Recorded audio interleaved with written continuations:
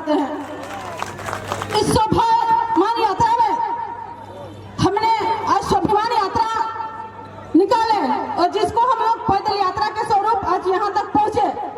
हमें ये समझ में नहीं आता है कि दूसरे राज्य के लोग आकर के हमारे पास स्वाभिमान यात्रा निकालते हैं। हमने उनका अपमान कब किया और हमारे क्षेत्र में वो लोग स्वाभिमान का मांग करते हैं। आपने हमारे घर आके हमारा अपमान किया है, इसको आपको स्वीकार करने की आवश्यकता है, क्योंकि आपको हमने अतिथि भव करके आपको आश्रय दिया, आपको श्रेय दिया, लेकिन आपने हमारे सर पे उठ के तांडव मचाने का काम किया है। लेकिन इस 24 साल के झारखंड में टाइगर जयराम मां तो सबको जागरूक कर दिया है, अब तांडव मचाने नहीं देंगे। हमारा झारखंड हम लोगों का झारखंड है, इसलिए स्वाभिमान हम लोग निकालेंगे। आज तक हमें हर पार्टी ने लूटा है, कोई ऐसा नहीं है जिन्होंने नहीं लूटा। हमारे यहाँ पे ओबीसी की संख्या 55% है और हमारी आरक्षण कैसी है? पहले हमारा आरक्षण भी 27% था, लेकिन बीजेपी के सरकार में, आज के मिली-जुली सरकार ने हमारा आरक्षण कम कर दिया। हमारी जनसंख्या बढ़ती है तो शायद आरक्षण बढ़नी चाहिए थी, लेकिन इन्होंने हमारा आरक्षण को लूटा, हमारा आरक्षण को खत्म किया। उन्होंने 27 से सीधे 14% कम कर दिया। यानी आप लोग ने भी हमें झारखंड को लूटे हैं और वर्तमान की सरकार हमारा अधिकार, हमारी नौकरी को बेचने का काम कर रहे हैं कि नहीं? कर रहे हैं। अभी फिलहाल पिछले बार भी सीजीएल का एग्जाम का पेपर रद्द हुआ था, उस समय विपक्षी शांत थे, लेकिन टाइगर जयराम महतो, छात्र नेता देवेंद्रनाथ महतो ने इसका विरोध, हम लोग सबने विरोध किया और अभी कोई भी हम लोग इसका विरोध कर रहे हैं। और इसके लिए रांची में हम लोग जेपीएससी कार्यालय में घेराव का भी दादा ऐलान किए हैं। यानी झारखंड में अगर कोई गलत होता है तो उसका विरोध वर्तमान में जेल कैंप की सरकार, जेल कैंप के जितने भी सेना है सभी कोई करते हैं। आज तक के नेता ने हमें स्थानीय नीति के नाम पे बस ठगने का काम किया है। अरे 24 साल का झारखंड में क्या 3-4 को नीति नियम नहीं बनता? भारत का संविधान, भारत आजाद हुआ 15 अगस्त 1947 को और हमारा भारत का संविधान बना 26 नवंबर को ही बन गया था, लेकिन उसको 26 जनवरी 1950 के लगभग 2 साल 11 महीना 18 दिन में भारत का संविधान बनाया गया। उस समय दुनिया के हर देश के संविधान का अध्ययन किया गया। अमेरिका से मौलिक अधिकार, ब्रिटेन से, जापान से, फ्रांस से, कनाडा से, सब जगह का संविधान को पढ़ा गया।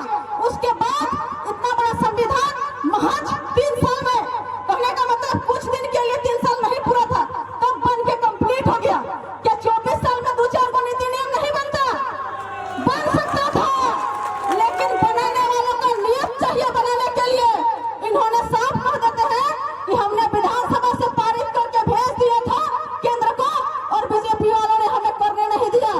अच्छा, आपने करने नहीं दिया तो आपने दोबारा कब प्रयास किया, जरा यह भी बताइए।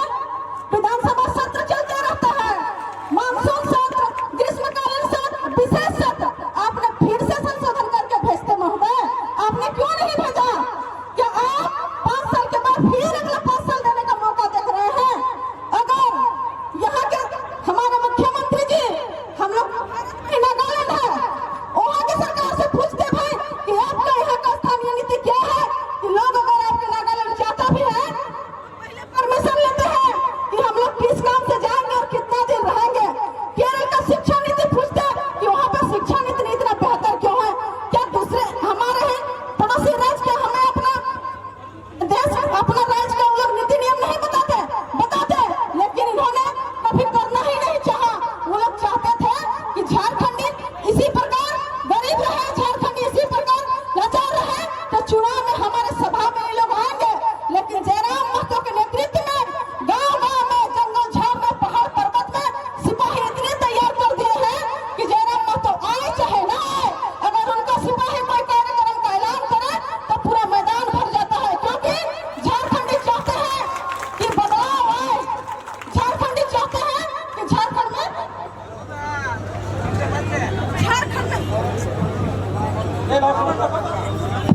हेलो झारखंड में बदलाव है, इसको लेकर के सभी झारखंडी चाहते हैं। इसलिए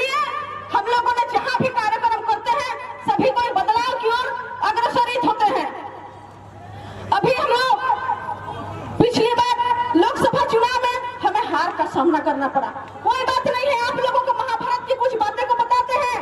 महाभारत युद्ध में पांडव और कौरव के बीच लड़ाई हुआ था, आप सभी जानते हैं। लेकिन पांडव के तरफ से अभिमन्यु जब लड़ रहे थे चक्रव्यूह भेदने के लिए, उनको भेदने नहीं आता था, लेकिन भी जितने भी महारथी थे, जितने भी योद्धा थे, चाहे भीष्म पितामह हो, चाहे गुरु द्रोणाचार्य हो, चाहे मामा शकुनी हो या आपके दुर्योधन रहे, लेकिन किसी ने भी उनको सामना करने का शक्ति नहीं था, सामना नहीं कर पाते। उन्होंने युद्ध का नियम को तोड़ा। एक साथ में एक नौजवान युवा को प्रहार करते हैं, सभी पर मिल करके उसको बीच में मारते हैं, उसके बाद लोग जीत मनाते हैं। कि आप ऐसी जीत को जीत कहेंगे? उन्होंने युद्ध का विरोध, युद्ध का नियम को तोड़ा। और हमारे साथ, हमारे जेएलके के प्रत्याशी के साथ भी झारखंड की चुनावी चक्रव्यूह में जैसा ही हम लोग जेएलके के प्रत्याशी ने कदम रखा, यहाँ के जितने भी सेंट्रल पार्टी और क्षेत्रीय पार्टी भी हमारे साथ उसी प्रकार चक्रव्यूह का रचना करने लगे। कैसे? जैसा ही हमारे नामित प्रत्याशी ने नामांकन किया, उनको गिरफ्तार करने का कोशिश किया गया, कुछ प्रत्याशी को जेल में डाला गया। उसके बाद 15 दिन 20 दिन कोर्ट कचहरी का चक्कर लगाना पड़ा। उसके बाद ऐसा हुआ कि जयराम के नाम से 2-3 प्रत्याशी को उनके लोकसभा क्षेत्र में उतारा गया। उसके बाद हमको हराया गया, सबको एक साथ में मिल करके। अरे केंद्रीय अध्यक्ष होने के नाते, जेएलके का केंद्रीय अध्यक्ष होने के नाते जितने भी पार्टी है सबको हम ललकारते हैं और उनको चुनौती देते हैं कि जेएलके से अगर जीतना है तो इस बार गठबंधन में नहीं, अलग अलग होकर लड़िए। बीजेपी अलग, कांग्रेस अलग, सभी के सभी पार्टी अलग अलग प्रत्याशी लड़े और लड़ करके दिखाए कि झारखंड में किसकी लोकप्रियता ज्यादा है। आपने झारखंड को लूटा है, ठगा है, आपके वोट बैंक नहीं होंगे, लेकिन जेएलके अभी सबके हक अधिकार की बात करती है, झारखंड के मिट्टी की बात करती है, झारखंड के शहीदों के सपना को साकार करने की बात करती है।